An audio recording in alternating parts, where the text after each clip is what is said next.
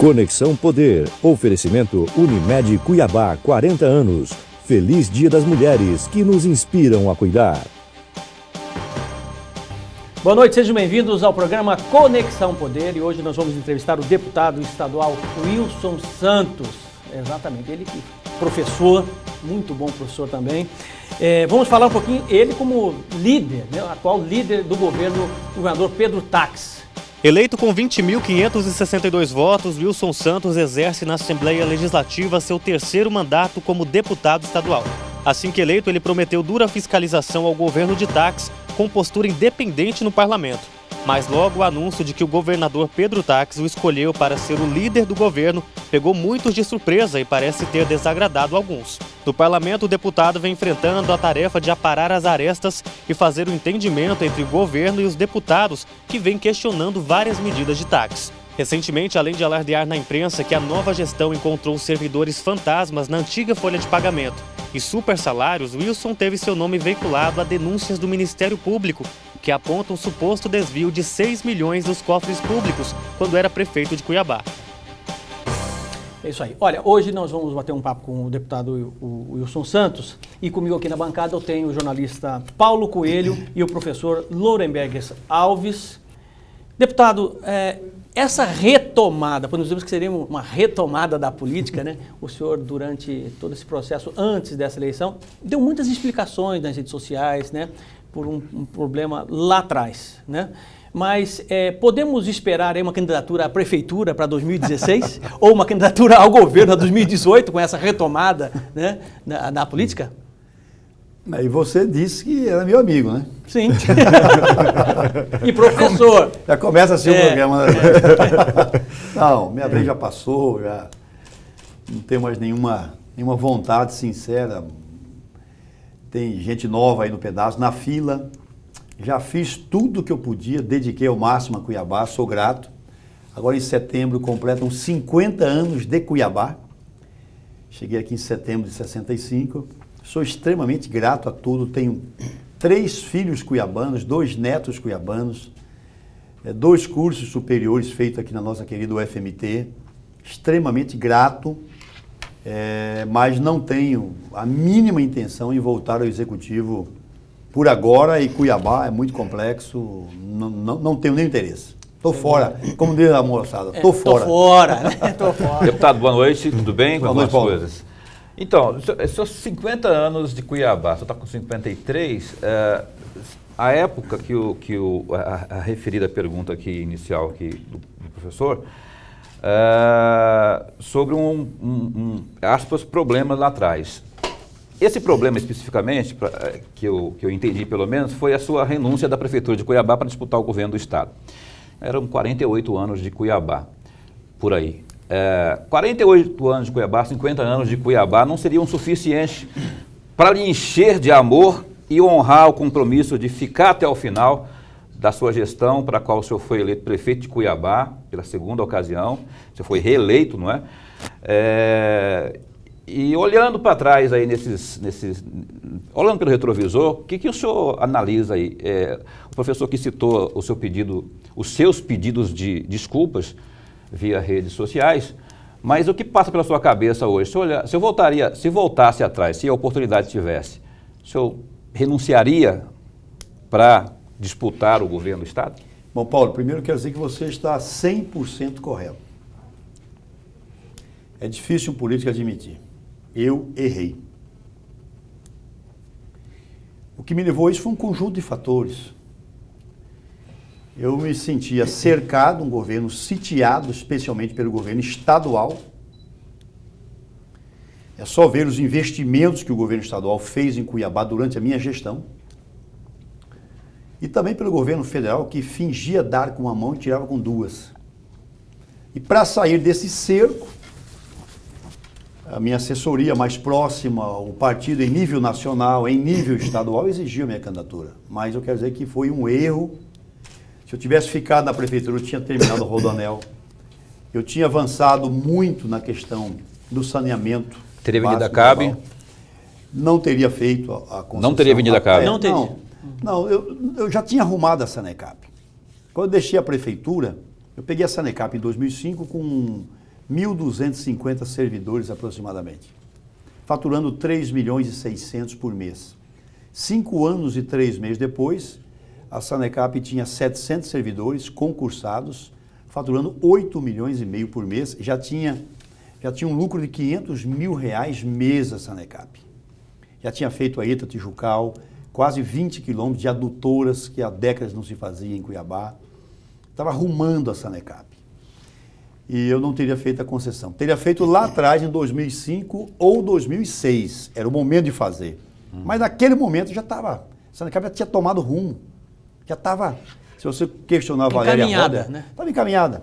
Se você questionar a atual presidente da Sanecap, a Valéria Roder, porque a Sanecap ainda existe, está em liquidação, diz isso, já estava dando lucro. Mas não quero espichar, foi um erro, né?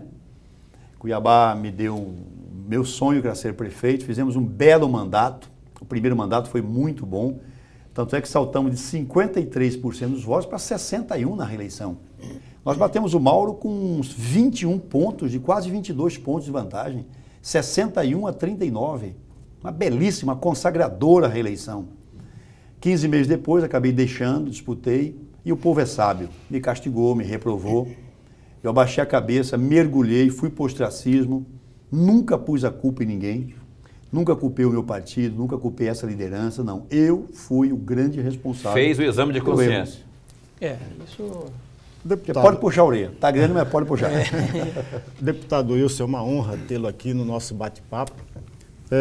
O senhor já tinha passado pelo parlamento, foi para a prefeitura e voltou para o parlamento, portanto tem uma experiência fantástica.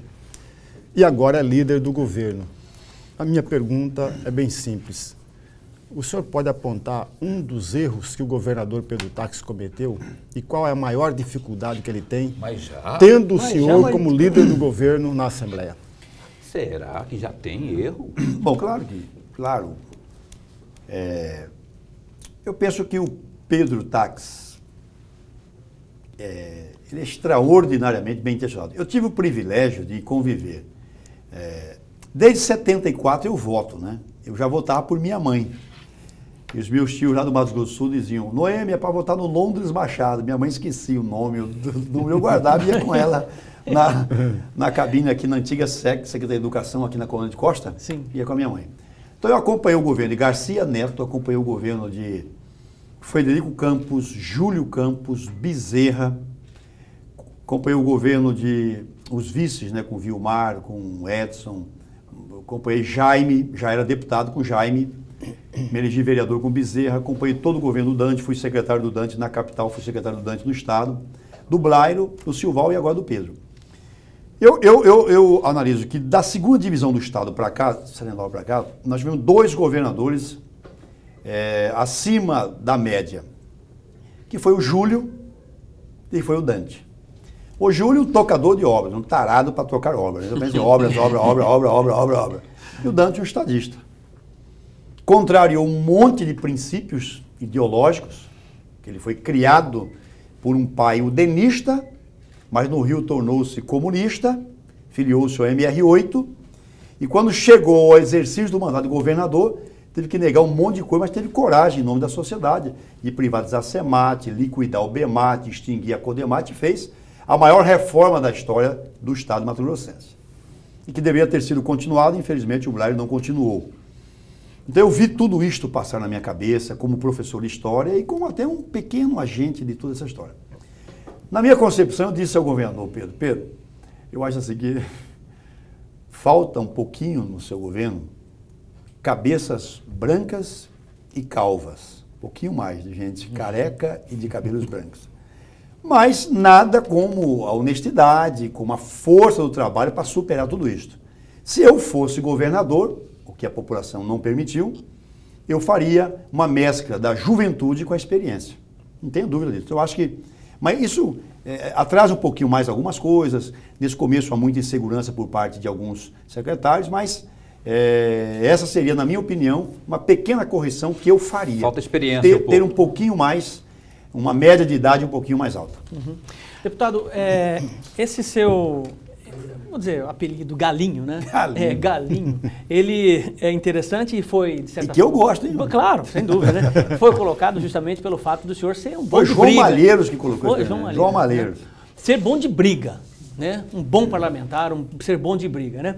Mas para ser líder de governo precisa ter uma certa almofada no peito, justamente para amortecer isso. Haja almofada, né? Exatamente, né? Como é que o senhor está lidando com essa situação nova, que eu acredito que seja completamente nova para o senhor enquanto deputado estadual e líder do governo? Bom, para a minha formação como homem público, extraordinária, né? É como um ator, né? Ele faz o papel, às vezes, do bandido, faz do vilão, faz do mocinho. Não está representando. Né? Não pode, né? Então, para completar a minha biografia, uma experiência que faltava. Era um papel que faltava, sem dúvida. Como eu já estou com 53 anos, já vi um pouco de tudo, fui prefeito, tive líderes. Por exemplo, o Guilherme Maluf foi meu líder na Câmara. Um excelente líder. Certo. Passou todas as matérias, nota 10. Ele foi meu líder no primeiro ano, ele era do DEM, né, aquela época PFL, foi sensacional, irretocável, nota 10 como líder do Guilherme. Então eu estou aprendendo muito. Ainda já cometi vários erros na primeira semana, né, a vontade de dar respostas logo, de proteger, de blindar o Pedro, de blindar o governo, tal. Já tomei umas porradas, errei, faço a minha análise, mas o Gilmar já chegou, o Romualdo, calma, Wilson, calma, não é assim, você não precisa responder na mesma hora, deixa para outro dia, deixa para outra semana. Pois é, tem precisa dar mofada, tem muita tem que encenação, amortecer, né? Ele sabe que você vem para a briga, então eu estou aprendendo. Então, de fato, eu careço dessa paciência, eu careço dessa característica que é talvez a mais importante de um líder, como foi seu pai, Haroldo Arruda, como foi Oscar Ribeiro, como foi Oswaldo Sobrinho. São líderes tradicionais, tranquilos, calmos, Coronel Torquato. Então, talvez eu não tenha o perfil deles, mas talvez eu atinja a eficiência deles. Tá certo. Para tu falar em carreira, eu tenho aqui na cabeça, me corrija se eu tiver, porque a minha memória não é da de um professor de história, a sua biografia parlamentar, ela lhe prega e ela diz, ela escreveu o Wilson Santos mais na oposição do que situação. O senhor foi vereador pelo PDT, na época de Frederico. PMDB? Pelo PMDB, na época de Frederico, não é? Isso. Foi oposição. Oposição dura. Aí depois o senhor foi para o PMDB, PDT. Na época de Jaime, também. do governo, oposição. O senhor foi situação no Dante, 94. Na época, aí foi briguei com o Dante também. Mas o senhor foi combativo. Rompi com o Dante. Não rompeu, o senhor foi combativo. Não, rompi com o Dante. Aí depois veio federal, pegou um pouco do FHC, depois pegou Lula, foi oposição de novo, enfim. Só que em nenhuma das ocasiões o senhor foi líder. Nunca. Agora está sendo líder do Pedro Táxi.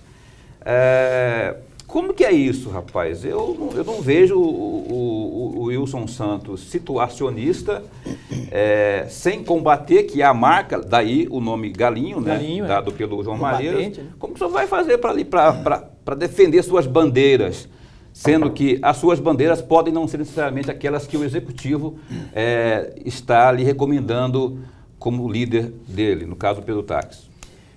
Paulo, excelente a pergunta, né?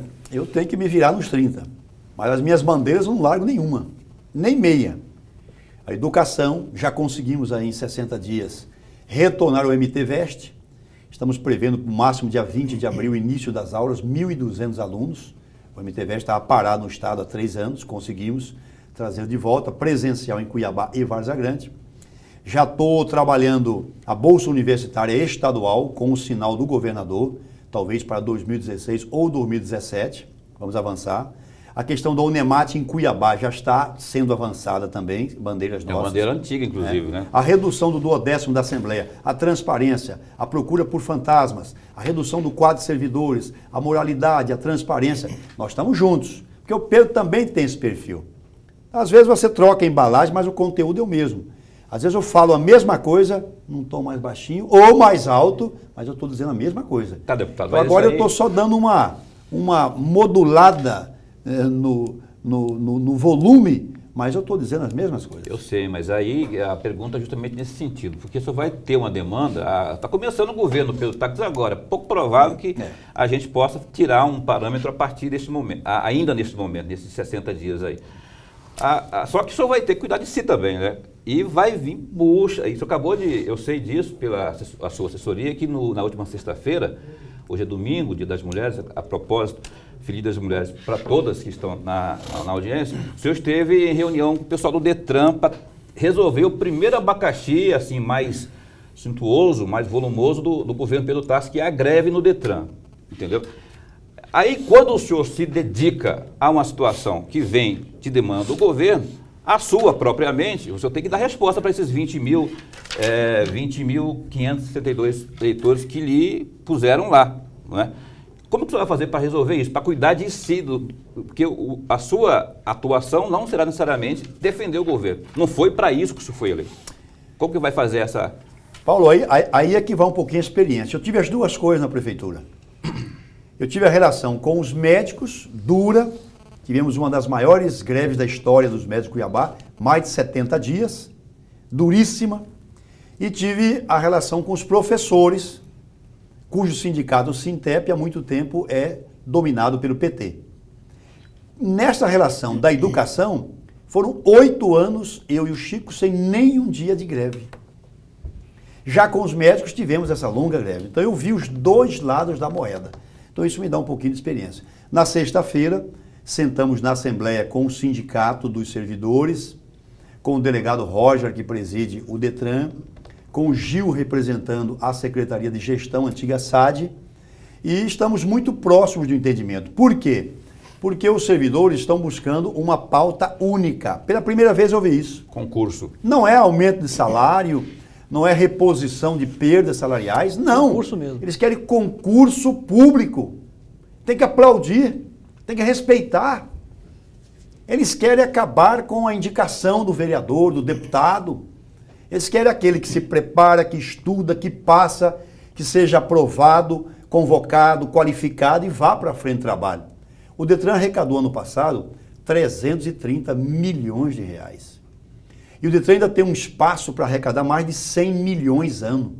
Se nós conseguirmos fazer isso, são 400 milhões que irão entrar no caixa do governo Pedro Táxi, que possibilita construir 4 gigantescos hospitais regionais, Alta Floresta, Tangará da Serra, Baixa Araguaia, Cuiabá, tá certo? Então, nós temos que ver que os servidores são parceiros. Se eles não trabalharem motivados, sentirem no chefe um parceiro, um companheiro, eles vão afrouxar o cinto, não vão perder a arrecadação. Então, eu creio que o governo Pedro Táxi está tratando com responsabilidade, porém, o Pedro é um dos 10 melhores constitucionalistas do país. Quando o assunto é legalidade, ele é papa. E além disso, ele reforçou o time com o Paulo Táxi, que é um baita de um advogado. Que é primo dele. Trouxe o promotor de justiça Galindo, de Minas Gerais, um especialista em leis. E tem outros feras, como o Marrafon, que tem escritório no Rio de Janeiro. Figura nacional da advocacia brasileira. Então, na legalidade, o Pedro é 10. Não vamos ter problema com legalidade com o Pedro. Então, nós estamos muito próximos do entendimento com os servidores.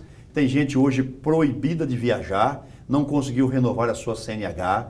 Tem gente que não conseguiu emplacar o carro. Parar o Detran é muito grave. Então, nós temos pressa e o Pedro tem orientado em acelerarmos as conversas respeitosas com os servidores. Só para o senhor responder a minha pergunta, você não respondeu ainda. Isso referente à greve e tal, esse impasse aí, mas é só a dicotomia ali, a divisão das suas atribuições aí. O seu trabalho... você falou que é a experiência. A sua experiência, então, será a resposta para trabalhar por si mesmo e não como líder do governo propriamente, somente. Não, eu, por exemplo, quando o Pedro me convidou pela última vez, eu reuni a minha equipe e disse, olha, eu aceitei o convite, foi uma convocação, né?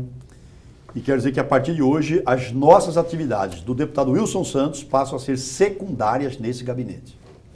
O foco e a prioridade do gabinete agora, 212, meu gabinete, é o governo Pedro Táxi. Deputado... Ainda hoje, só um minuto, eu vou ter que ir para o intervalo comercial. Ainda hoje no programa Conexão Poder, você pode guardar a pergunta, professor, né? A gente já volta, tá? Que vamos falar sobre o possível plebiscito do VLT. de fantasmas, declarações que foram estarrecedoras para a sociedade, né? Como é que pode caber 2.000 funcionários na Assembleia Legislativa? Tudo isso e muito mais ainda hoje no programa Conexão Poder. Já...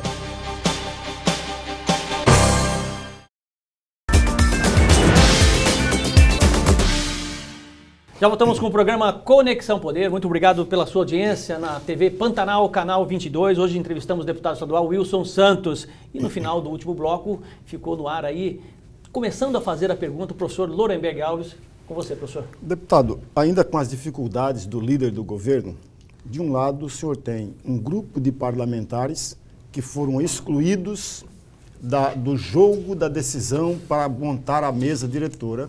Do outro lado, tem descontentes dentro da coligação que ajudou a eleger o Pedro Táxi, como o Zeca Viana é um deles. E também, nesse meio campo, existem também algumas pessoas mais afoitas, como, por exemplo, o José Carlos do Pátio. Por outro lado, tem projetos do governo que precisam ser defendidos, como o Wilson Santos, que antes poderia atuar como independente, agora é líder do governo, vai lidar com todas essas dificuldades. Bom, cada caso é um caso, né? Cada caso é um caso. Por exemplo, o Zé Carlos do Pátio, ele sabe da minha amizade com ele, do quanto eu fui importante na eleição dele em Rondonópolis. Então, enquanto eu fui verdadeiro com ele. Então, quando fizer um pedido a ele, eu tenho certeza que o Zé vai pensar duas vezes. Mas só vai cobrar isso em função de um apoio seu lá na... Porque sempre farei pedidos de ordem legal e para o bem do Estado. E o Zé já deixou claro que o governo Pedro Táxi não é o adversário dele. Naquilo que o governo acertar, vai ter o apoio dele. Naquilo que ele entender que está incorreto, ele vai apresentar sugestões. O Zé está numa luta para ajudar o governo do Estado a reduzir a quantidade de fundos para sobrar mais dinheiro na fonte 100. E é uma coisa que nos agrada. É importante essa luta do Zé. Uma luta legal, que tenha simpatia do nosso governo. Em relação ao Zeca Viana, isso é uma questão de tempo.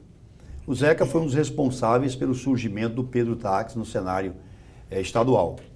O Zeca, desde os primeiros movimentos do Pedro, o recebeu no PDT, marcharam juntos esse estado inteiro, ajudou o Pedro à vitória de senador há 4 anos, foi um timoneiro dessa caminhada rumo ao Palácio Paiaguás. Eles têm uma relação muito forte. A relação do Pedro Táxi com o Zeca é muito mais intensa, muito mais histórica do que comigo, que sou seu líder. A relação do Zeca com o Pedro é uma questão de tempo. Mesmo as críticas que o Zeca faz ao governo do Pedro, ele sempre reconhece que aquelas ações do governo são legais. Olha, é legal, olha, está correto, mas sob o ponto de vista eu divirjo, enfim. Mesmo assim, ele faz questão de pontuar que as ações do Pedro até agora todas foram legais. Porque eu disse aqui que o Pedro é legalista. Até penso que pode cometer algum equívoco, mas raramente este governo cometerá um desvio na legalidade. Tá certo? E com relação àquele grupo que perdeu as eleições da mesa, isso é da natureza, isso faz parte. Esta semana mesmo o deputado Romualdo, que é um deputado experiente, 5º mandato, subiu à tribuna e declarou apoio total ao projeto de reforma. Tenho conversado com o Mauro Zac também, que tem algumas observações, vai fazer emendas. Mauro Zac, não, Mauro Sávio. Mauro Sávio. Desculpe, Mauro Sávio. O Zé Domingos já fez 5 emendas, o Zeca fez uma. Então a matéria está lá aberta, todos já conhecem, encaminhamos aos gabinetes, a matéria já foi lida. Semana que vem devemos constituir as 13 comissões permanentes e já vai ser destinada à CCJ para parecer. Então, eu tô sentindo, Lorenberg, que é um ambiente de muita responsabilidade. A gente discute, diverge em questões menores, mas no essencial, nós vamos ter algumas matérias votadas por quase unanimidade. E dentro daquelas denúncias de altos salários, de pessoas que moravam nos Estados Unidos e recebiam pela Assembleia Legislativa, o que há de verdadeiro nisso, Wilson? 100%.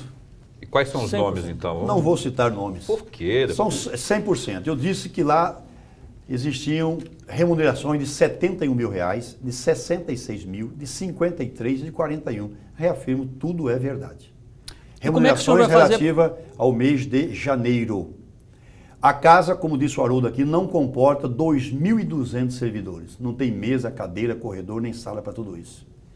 Tá certo? E ao final da reforma, que eu prevejo por meados de maio, haverá uma redução de centenas de servidores. E essa redução provará o que eu disse no início de fevereiro. Mas peraí, Então, deputado. pelo jeito, só importante isso aí, deputado, a sociedade então não terá acesso, por exemplo, a saber quem são essas pessoas e por quanto tempo agiram dessa forma ou ficaram por conta da Assembleia Legislativa? Olha, o meu papel eu estou cumprindo. A minha meta é reduzir os gastos da Assembleia. Se daqui a 90 dias a Assembleia tiver 300, 400 servidores a menos, é uma vitória. Não, sem dúvida. Agora, a sociedade tem formas de saber quais são esses nomes. Pois é, mas deputado, aí... Não cabe a mim mais a isso. Eu já fui até onde eu penso que deveria ir. Agora, Ministério Público, a imprensa, tem condições de esmiuçar isso e nominar. Não vou fulanizar a discussão. Deputado, assim, se eu sou eleito deputado estadual e chego lá e deparo com uma estúpida realidade como essa, de fantasmas, se eu não chegar em público e revelar aquilo que eu vi, eu estou, no mínimo, deixando de ser honesto com quem me colocou lá. Vamos então, como diria o filósofo, jornalista e ex-senador Antero Paz de Barros, vamos homenagear a verdade. Por que então o senhor não acha um meio, se não quer de fato chegar aqui em público, num programa de televisão, de revelar esses nomes, trazer à tona? Porque quanto mais rápido vem à tona, mais rápido se toma a decisão de extirpar, né, de buscar lá alguém que possa tirar esses fantasmas da Assembleia. Por que o senhor não resolve isso logo, Wilson Santos? O senhor sabe quem são, quais são, quanto ganham. Vamos pôr esse povo para fora, para limpar, para sobrar mais dinheiro para nós que eu falo o povo, né? Povo de Mato Grosso. Paulo, eu já passei por tudo isso, essas provocações eu não aceito mais. Ao final de tudo isso aqui, eu creio que mais de 300 servidores serão excluídos da história da Assembleia. Não vou fulanizar, não vou nominar, como disse desde o início, o que interessa é a economia para o bolso do contribuinte. E isso eu vou dar como contribuição logo no primeiro semestre da minha atuação. Disse também que a Assembleia não pode gastar 33 milhões por ano com a imprensa. É muita coisa. Ora. Como também não precisa gastar 22 milhões com passagem aérea. Como também não dá para gastar 10 milhões com comida, 9.200 com passagens, por aí 40 milhões com material de consumo para cuidar de um quarteirão. Quer dizer, tudo isso eu tenho trazido. Ninguém nunca trouxe, é a primeira vez.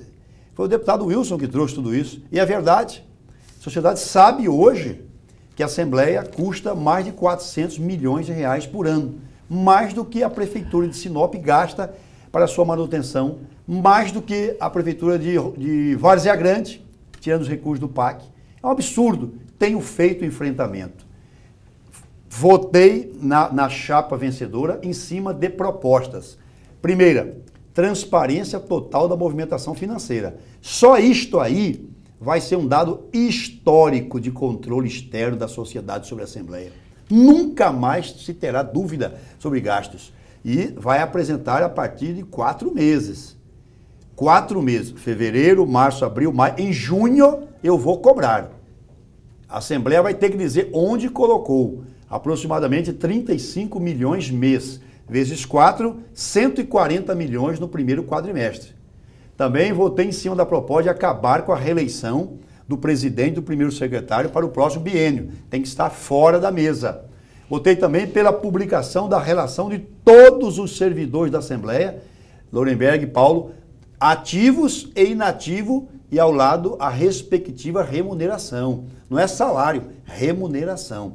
Então eu penso que isso tudo será uma contribuição imensa para o Parlamento Estadual. Pois é, mas o senhor fala, só para finalizar esse assunto, ainda que o senhor chama, que o senhor taxou de provocação, e eu, assim, se o senhor não pode dizer, ou não quer fulanizar, como o senhor falou aí, aponte então para quem está assistindo a gente a forma de o cara chegar lá e descobrir, não, aqui, esse mecanismo aqui, portal da Assembleia, tem um portal lá, tem um dispositivo que você clica e vai saber quem é quem.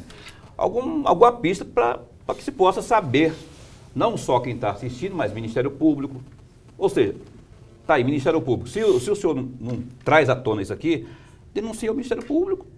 Por falar em Ministério Público, o Ministério Público nunca recebeu tantas informações da Assembleia como vem recebendo nos últimos 30 dias. A nova mesa tem repassado todas as informações que o Ministério Público Estadual tem solicitado. Coisa quase que inédita na história do parlamento nas últimas 2 décadas. Por falar em transparência, deputado, qual é mais importante para o líder do governo, para o deputado Wilson Santos, com uma longa carreira política, qual que é mais importante? Uma CPI das obras da Copa ou uma CPI que apure a investigação de relação da Assembleia com gráficas e com papelarias que deram um cano de mais de 62 milhões de reais? Olha, se fosse mensurar, né, em relação às obras da Copa, a Assembleia está certa de fazer a CPI. Mas também o Ministério Público já está avançado nisso. A Controladoria Geral do Estado está avançada, tanto é que na última sexta-feira publicou aí um desvio, segundo a análise, né, do novo governo, de 200 milhões aproximadamente do VLT, de 1 bilhão e 66 milhões pago, um desvio de 200 milhões, quer dizer, 20%. A turma duplicou, né, tradicional 10%, passou para 20% agora aqui. Isso são documentos oficiais da Controladoria Geral do Estado, em relação às obras do VLT. Então, já tem muita coisa sendo investigada em relação a isso. E eu penso que é importante a Assembleia esclarecer, sim, esses gastos todos. Por exemplo, hoje, domingo, dia 8 de março, eu não tenho cartão de visita. O cartãozinho que o deputado dá, não tenho porque a Assembleia não mandou fazer. E eu não pressionei nem cobrei, porque eu sei que estamos vivendo um momento de moratória, de contenção de despesas. Vamos dar um freio de arrumação, ver o que é que cai, o que é que fica de pé, depois a gente prossegue a caminhada. Então eu concordo com você, são 2 temas importantes, os 2 podem ser objetos de apuração e devem ser objeto de apuração. Como também a política de incentivos fiscais do Estado passou da hora de ser investigada. São mais de 1 bilhão de reais. Essa é a grande reforma do Estado. O que está sendo feito agora? A extinção de 1.100 cargos comissionados, mais a redução de 3.400 contratos na Secretaria de Educação, vai dar uma economia ao governo de 150 milhões ano, 600 milhões em 4 anos, numa gestão. Agora, a política de incentivos fiscais tira, numa gestão de 4 anos, mais de 4 bilhões. A capacidade do Detran em ampliar em 100, 120 milhões ano é fundamental. A melhoria da máquina arrecadadora, a modernização dela, o estímulo aos arrecadadores, uma política fiscal mais parceira do setor empresarial, não com proteção, este aqui é amiguinho do governador, não. Mas eu penso que a grande reforma do governo Pedro Táxi ainda virá. Essa é uma primeira reforma, mais de sistematização, fusões de secretarias, reorganização de cargos, denominações. Essa é uma primeira. Vai ter economia? Vai. Mas a grande reforma, na minha concepção, é uma reforma na arrecadação do Estado, no controle das suas despesas e na busca incessante da capacidade de investimento próprio. Mas elas não deveriam andar juntas, deputado? Essas 2 reformas que o senhor muito bem disse, não deveriam andar juntos, porque uma vez o Estado saneado tem maior possibilidade de trazer empresariado para Mato Grosso. Não andariam juntos? Mas eu penso que no segundo semestre virá a segunda grande reforma. Tanto é que o governador disse, olha, nós vamos fazer as reformas por etapa. Essa é a primeira etapa, a intenção nossa é no máximo até o final de abril estar com ela aprovadinha, pronta, o governo sanciona a lei complementar, em seguida ele vai mandar uma segunda, talvez serão 3 etapas a reforma do Estado do Mato Grosso. Paulo, faz a pergunta, eu vou fazer um intervalo e aí já retornamos para a sua resposta. Deputado Wilson Santos, acerca da pergunta que o professor Lorenberg fez sobre as CPIs, e em especial a CPI das obras da Copa, se vier a ter ali entre os deputados um entendimento de que a presidente seja Janaína Riva, o senhor concorda, tem uma opinião crítica, favorável, contrária sobre isso? O senhor vai dar a resposta logo depois do comercial. Tomar água primeiro, eu já volto, 1 minuto.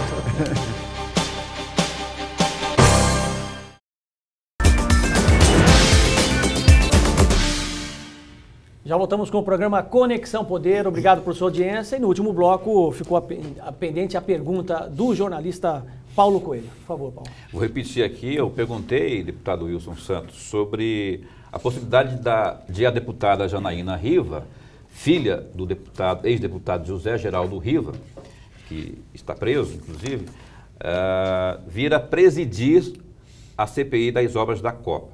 Apesar, a gente sabe que ela tem um CPF diferente, que não é o Riva, enfim. Mas se isso não causaria algum tipo de constrangimento. Enfim, qual que é a sua opinião sobre isso? Se eu a favor, contra, o que vier tá bom? Tem 3 cooptados ali, parece que é a Janaína, o Oscar Bezerra, e tem um outro que eu não lembro, o Zé do Palho, enfim.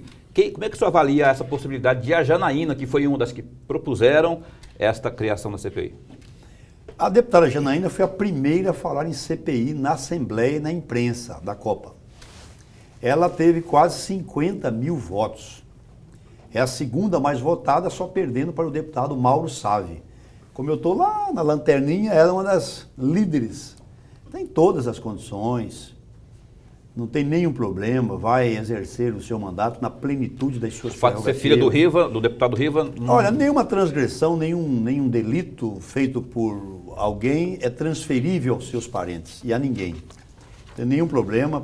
Agora, com a minha experiência, que eu fiz a CPI do trabalho escravo na Assembleia em 91, a CPI da gleba divisa em 95, que devolveu ao Estado quase 400 mil hectares, a CPI das LFTS, do BEMAT. O cargo mais importante na CPI não é do presidente. Do relator, né? Do relator. Mas, deputado, imaginemos que haja, de fato, essa investigação, em toda a documentação, depoimentos, e a Janaína é a presidente ou membro da CPI. Vai analisar depoimentos e documentos que podem comprometer ao seu pai. E aí, como que fica investigar alguém que é o próprio pai? Como que fica analisar documentos que podem ou não comprometer o próprio pai? Seria a raposa cuidando do galinheiro, com todo respeito, não fazendo... mas assim, só para usar esse termo popular aí, seria alguém muito conveniente para eles, no caso, cuidar dessa situação? Não vejo essa possibilidade, não vejo esse cenário tão fácil. E se isso vier a acontecer, ela própria tem condições de se sentir pedir suspeição e afastar daquele tema, daquele parecer. E vai ser a grande oportunidade dela mostrar realmente a que veio, a sua capacidade de estar acima de qualquer episódio. Mas o grosso de tudo isso aconteceu no Executivo. O ordenador de despesa não foram deputados estaduais, não passou pela Assembleia. O VLT não foi construído com o orçamento da Assembleia, não houve licitação pela Assembleia. O ordenador de despesas não é ninguém da Assembleia, não foi. Tudo está no Poder Executivo, governador e Secopa, né? A Gecopa primeiro e Secopa depois. Mas eu vejo a deputada Janaína com qualquer um colega em condições plenas de exercer as suas prerrogativas, de fiscalizar, de cobrar, de buscar documentos, de oferecer parecer. E o parecer final, mesmo que seja elaborado pelo relator, será votado pelos 5 membros da comissão. Deputado, eu posso fazer... Claro. Mudar de... Sim. Mudar, eu anotei aqui, o Wilson Santos, o deputado Wilson Santos, a pergunta que é a seguinte. Se eu quiser tomar uma água aí para responder... Mais uma. Essa água aí não é suja também, não. Sobre a denúncia, deputado, lá que envolve seu nome, a denúncia do Ministério Público, pelo suposto desvio de 6 milhões de reais, meu amigo. 6 milhões de reais do cofre. É dinheiro, né? É muito dinheiro. O senhor teria permitido aí o uso de bens públicos quando o gestor da Prefeitura de Cuiabá, sem a prévia licitação. Aí o valor de 6 milhões de reais, segundo o Ministério Público, evaporou-se dos cofres. Segundo aí o juiz Luiz Aparecido Bertolucci, da Vara de Ação Civil, vai começar ainda a ouvir as testemunhas, enfim, mas eu queria saber do senhor aqui no Conexão Poder, cadê o dinheiro, os 6 milhões de reais? Cadê o dinheiro que estava aqui? Até porque os bens são bloqueados, onde que o senhor vai arrumar 6 milhões? Né? Você está fazendo propaganda para concorrente.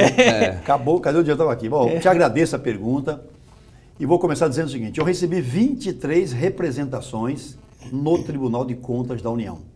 Sabe quantos prosperaram? Nenhum. Todos foram devidamente arquivados. Eu já tenho uma condenação em primeira instância. Sabe por quê, Paulo? Por que o senhor foi Porque eu contratei médicos para o pronto-socorro em Cuiabá sem concurso público. Certo? Depois fiz um TAC com o Ministério Público, chamei todos os médicos aprovados no concurso E os prefeitos que me sucederam continuam contratando médicos. É uma complexidade. A dona Dilma trouxe 12, 15 mil médicos de Cuba, sem concurso, não foi condenada a nada. Eu fui condenado, eu e meu secretário Luiz Soares. Não por enriquecimento ilícito, porque a juíza, que eu respeito e vou trabalhar para reformar a sentença dela, e já há uma sentença do Tribunal de Justiça contrária a essa condenação a mim, que absolveu o prefeito França e o mesmo Luiz Soares. O Tribunal de Justiça não entendeu a prática de crime, que eu fiz porque era uma emergência. Eu prefiro ser condenado por contratar médico para salvar vidas do que fazer coisas que eu penso errôneas. Então tem uma condenação, tranquilo. Essa questão dos 6 milhões, nós vamos tranquilamente provar ao juiz, doutor Bertolucci, que é um homem sério, que não houve. Primeiro, o convênio, a prefeitura não recebia dinheiro, era só bens. O convênio não permitia entrada de recursos financeiros, era só bens. Quando eu cheguei à prefeitura em 2005, Cuiabá tinha 1.100 outdoor aproximadamente nas ruas. Quase uma centena de front light, backlight e coisas parecidas. Eu resolvi despoluir visualmente a cidade. E se você pegar os sites de 2005, dos primeiros 90 dias, os jornais da Gazeta, Diário de Cuiabá, Folha do Estado, Correio Vazagandense, você vai ver a minha atuação na rua com os fiscais, derrubando o outdoor, backlight, enfim. Eu reduzi em 50% os outdoors de Cuiabá. Pois é, vamos mas lá. Aí o que eu fiz? Chamei o meu secretário Levi e disse, vamos construir uma parceria público-privada, onde a prefeitura vai conceder alguns espaços, certo? Rotatórias, algumas áreas, para que as agências, que as gráficas e as produtoras possam colocar os seus painéis, e eles não vão nos pagar com dinheiro, vão nos pagar com bens. Então pagaram com automóveis, com caminhão, com motocicleta, com computador, e eu tenho isso registrado. Depois de tudo isso acontecer no 1 ano e meio, os promotores Domingos Sávio de Arruda Barros de Arruda, e a Ana Luísa Peterlini, hoje secretária da SEMA, chamaram a prefeitura e nós assinamos um TAC e morreu, acabou, encerrou ali. Nós reconhecemos que haviam alguns erros, talvez na legalidade, não houve dolo, não houve má intenção, pelo contrário. E aqui está alguém que você, Haroldo, e o seu irmão tinham à época uma empresa, você é testemunha de que nós fizemos esse trabalho. Então, não entrou dinheiro para a prefeitura. Acusar o Wilson de ter embolsado 6 milhões é bobagem. Nós vamos explicar com fotografias, com recortes de jornais, com matérias em sites, com contratos assinados com o Big Lá, com a Gráfica Atalaia, com o NIC, com o ICE, com o Afirmativo, todos que usavam. Pois é, mas além dessa explicação que o senhor falou aí, evidentemente que o senhor resumiu e vai adiante, quando for ocasião, se defender, dessas acusações aí constam, por exemplo, situações referentes à impressão de materiais gráficos, não é? Combustível, valores aí em pecúnia. Confirmo o que eu te falei. Entrou o quê? Combustível, entrou motocicleta. Reforma de jardinagem, praça, etc. Sim, porque a grande parte das praças cuiabanas são abandonadas. Então nós dissemos, por exemplo, lá no Hospital Torrino, você coloca aqui um backlight na Praça Mestre Inácio e você vai reformar a praça. Não é bom? Cuiabá não ganhou uma pracinha organizada? Isso que nós fizemos. O próprio empresário fez o projeto, o IPTU elaborou, vai lá e executa. E você vai poder ficar com o seu backlight, seu frontlight, 6 meses, 1 ano, 2 anos, 3 anos, 5 anos. Foi isso que nós fizemos, chama-se escambo, a troca de mercadorias. O que o juiz contesta é que não houve licitação para isso. Tanto é que ele não pede bloqueio de meus bens, que eu já tenho os bens bloqueados por questão do Rodanel. Você não perguntou. Vai estar aqui. Então vamos lá. Tá na sequência. Você queria só que o senhor desse uma resposta eloquente. Vamos lá, Paulinho, vamos firme. Em relação a essa situação. Esse bloqueio dos 22, quase 23 milhões aí em relação ao... Não sei se estão pegando no seu pé. Não, se estão pegando. Justiça, Ministério Público. Mas eu tenho algumas explicações para dar, talvez não necessariamente para esse que estão te acusando, mas para a população que está aí colocando uma incógnita em nome de Wilson, em relação ao Wilson Santos. Os 6 milhões, o senhor disse que não tem nada a devolver, porque não pegou nada. E os 22 milhões estão bloqueados aí, e principalmente essas alegações que levaram a esse bloqueio em relação ao Rodoanel? Primeiro, eu acho que o juiz deve estar estupefato, depois de eu ter passado pela Prefeitura de Cuiabá, gerido quase R$1 bilhão por ano, ter sido deputado federal 6 anos, estadual 8, vereador, secretário de Estado da capital, eu tenho só um apartamento e 2 carros. Né? O senhor tem hoje um apartamento e 2 carros? É o que está bloqueado, né, que eu tenho. Então, bloqueado. Então, sempre vivi honestamente, Paulo. Eu não tenho precedente de malandragem, você não vê lá para trás desonestidade da minha parte, não aproveitei para me aposentar precocemente, a minha vida sempre foi correta, sou de classe média, continuo de classe média. Com relação ao Rodoanel, o que é que o Ministério Público Federal diz? Diz que não existe Rodoanel, que é uma mentira. Ele não existe, a conclusão dele. Então nós ainda não fomos chamados à lide, nós não vamos ao processo. Então, estou filmando tudo, certo? Estou documentando, existe 8,5 km do Rodoanel prontos, e mais 1,700 com toda a drenagem pronta, base e subbase, só falta a capa. O próprio Exército Brasileiro, que foi chamado pelo DENIT, na tomada de contas especial, esteve em loco e mediu tudo. Um dos itens que o Exército mede, e está no processo, o contrato diz que a empresa tinha que fazer uma capa asfáltica de 7,5 centímetros, com o composto betuminoso usinado a quente, você vê o quê? E o Exército constata que a média é de 7,7. Está acima daquilo que nós contratualizamos. E o promotor de justiça, o promotor federal, o procurador da República, diz que não existe Rodoanel, jogou fora, dinheiro jogado fora. Existe sim.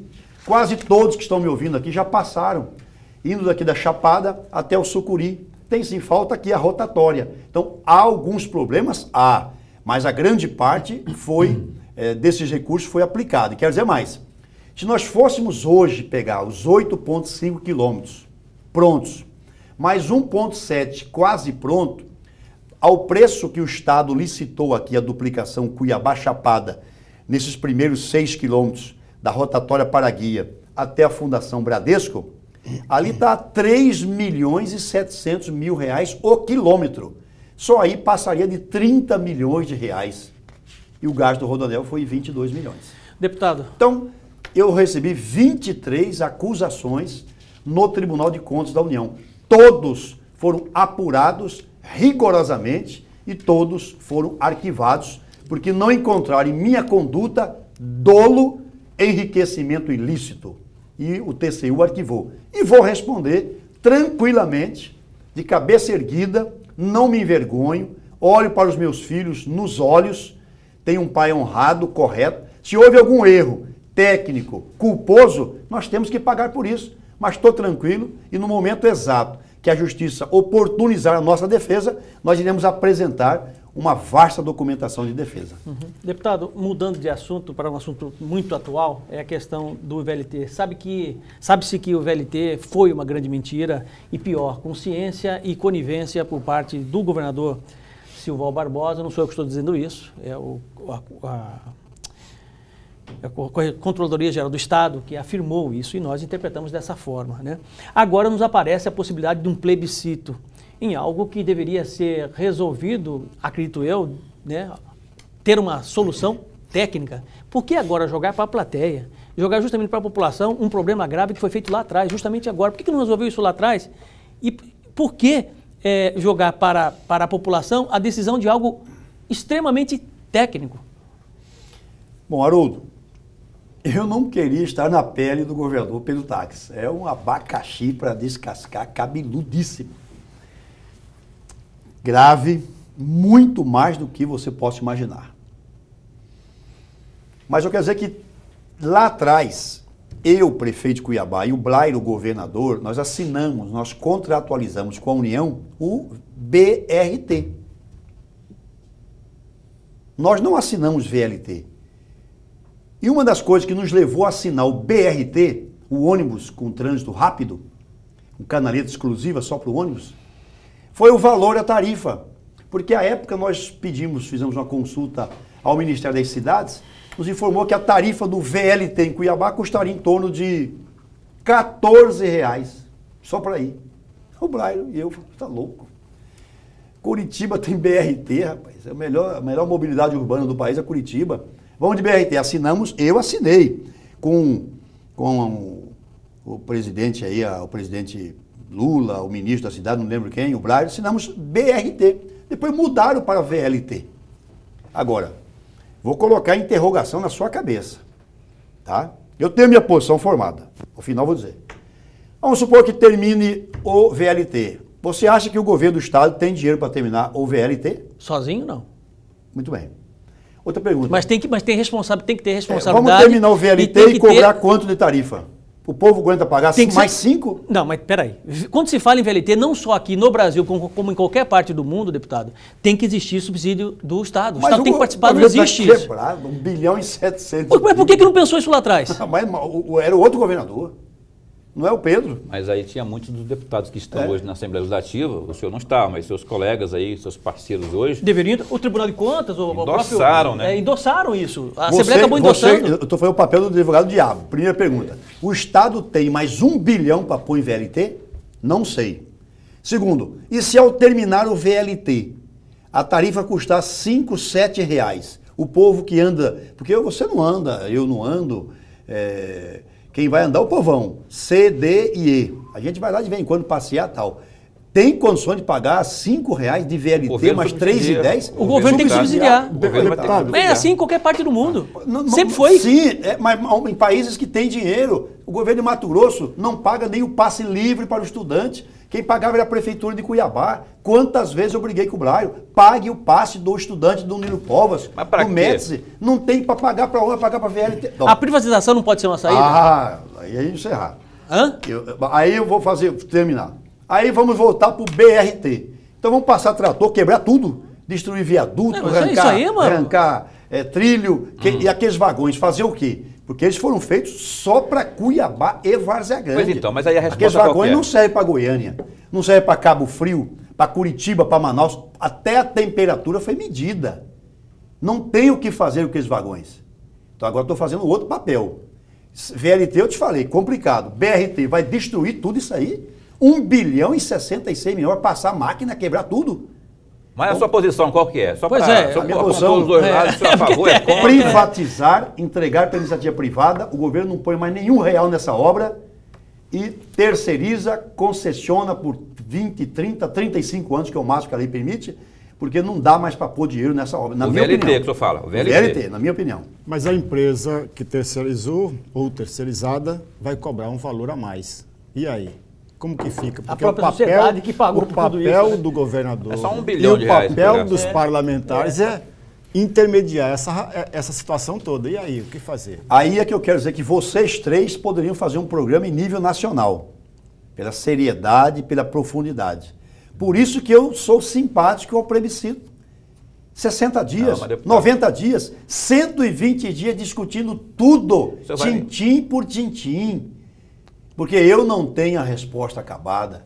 Quem achar que tem pode quebrar a cara. O senhor vai me desculpar, quem disser que é VLT, eu vou... 4 milhões de gastos. Esse programa está gravado. 8 de março de 2015. Daqui a 3, 4 anos nós teremos a solução disso. Vamos ver no que vai dar. Mas como que o povo também tem informações, o povo também sabe opinar. Vamos pôr a tarifa de 1, 3, a outro 10, 4, 6, 4 igual. O Estado vai subsidiar com quanto? 500 milhões por ano? O Mauro Mendes já disse, Prefeitura de Cuiabá, neca, tô fora, não tem R$1. O Wallace muito menos. Então, quando a coisa é muito grave, vamos debater, vamos discutir. Vai ser pedagógico. Não, deputado, os políticos só lembram do povo na hora do voto. O povo só é ouvido para votar. Nunca mais o povo é chamado a nada. As constituições, Lorenberg, federal e estadual, elas prevêem e dão ao parlamento a prerrogativa do plebiscito e do referendo. E nós não os usamos. Nunca. Só consultamos o povo na hora do voto. Vira costa nunca mais.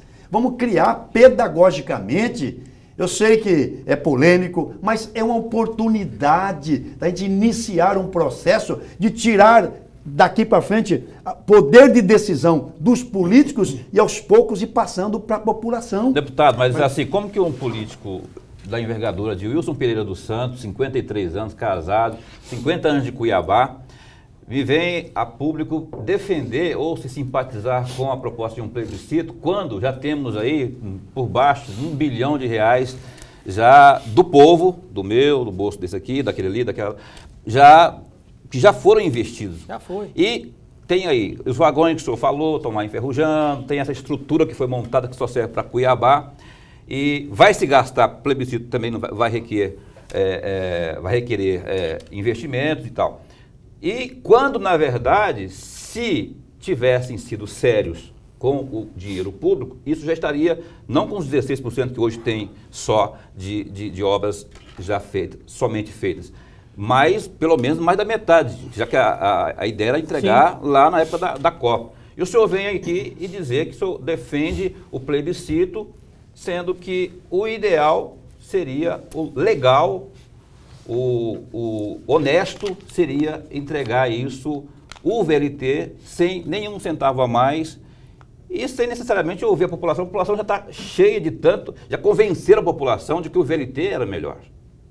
Não é o caso de o senhor alimentar essa cadeia aí, esse rol de pessoas que defendem a conclusão do VLT, faz uma força-tarefa aí, sei lá, para terminar o VLT?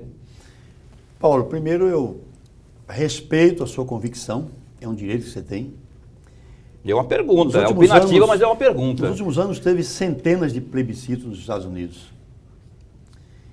Nós estamos saindo da democracia representativa para participativa. Eu sei que não é fácil a gente entender certas coisas.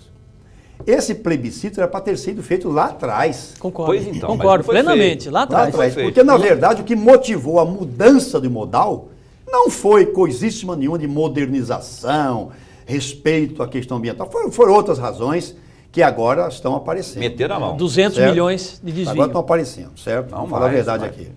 Tá?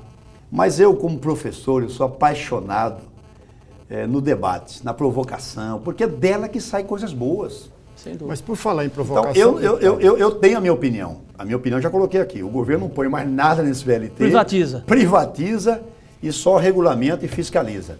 Agora, amigo, os anos vão mostrar.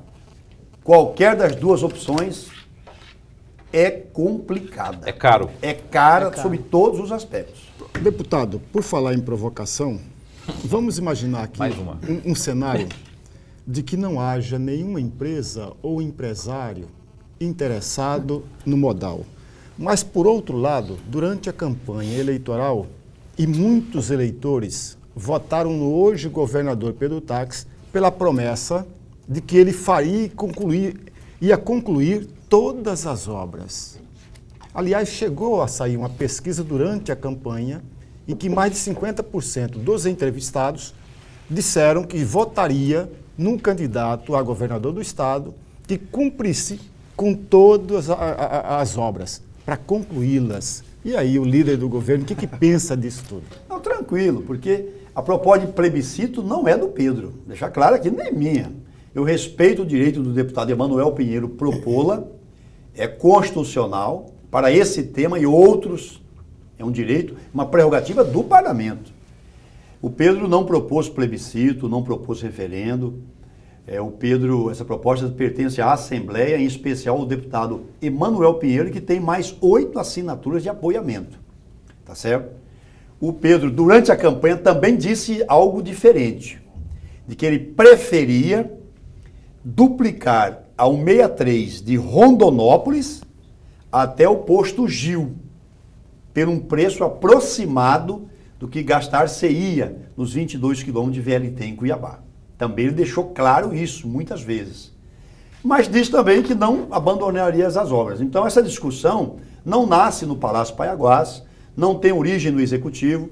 O governador, não sei nem se tomou conhecimento disso, é um homem atarefado, com problemas de toda ordem no Estado.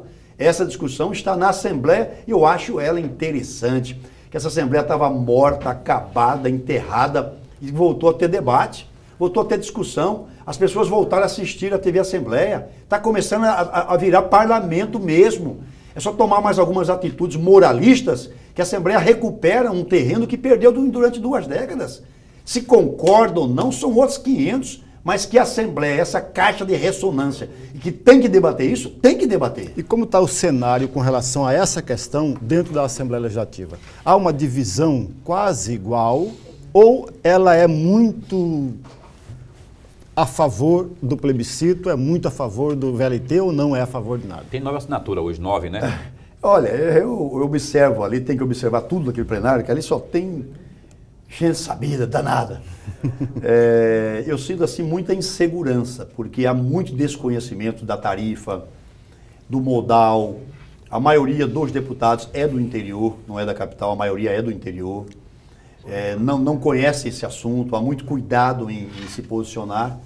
Mas o importante é que a Assembleia puxou para ela o debate, a Assembleia, através do deputado Emanuel Pinheiro, pôs isso aí, está repercutindo, tem uma mídia espontânea que há muito tempo eu não via um assunto tomar conta, e eu estou gostando porque é debate. Isso é interessantíssimo, algo de bom vai sair disso. Bom, o programa Conexão Poder fica por aqui. Eu posso fazer uma outra perguntinha para ele, para responder bem rapidinho? Temos 1 minuto. 1 minuto para a pergunta e 5 para a resposta, não é isso?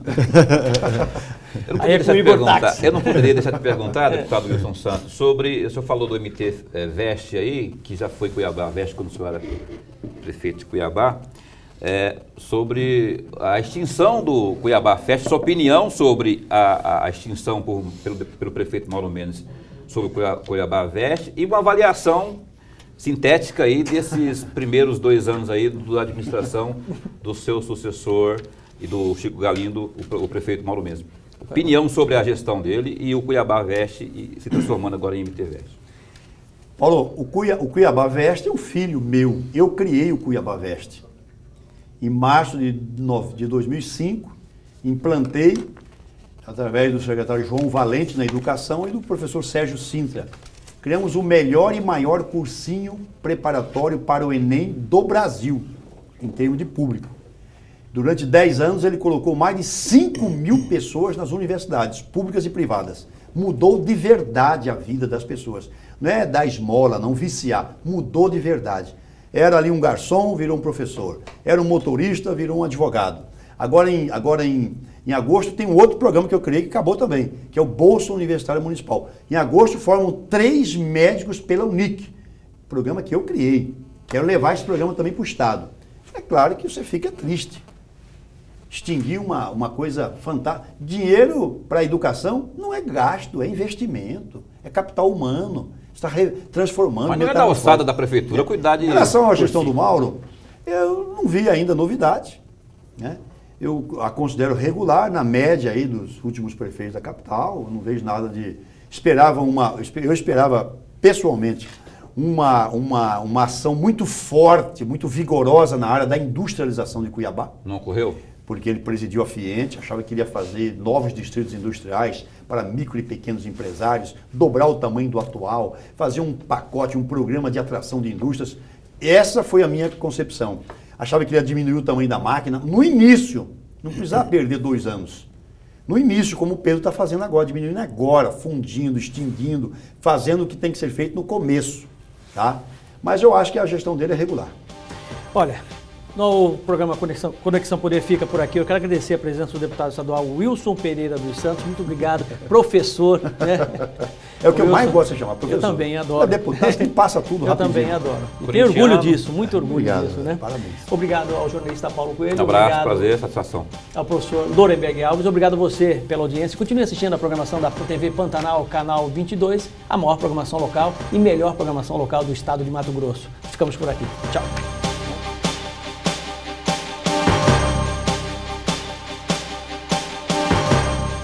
Conexão Poder. Oferecimento Unimed Cuiabá, 40 anos. Feliz Dia das Mulheres, que nos inspiram a cuidar.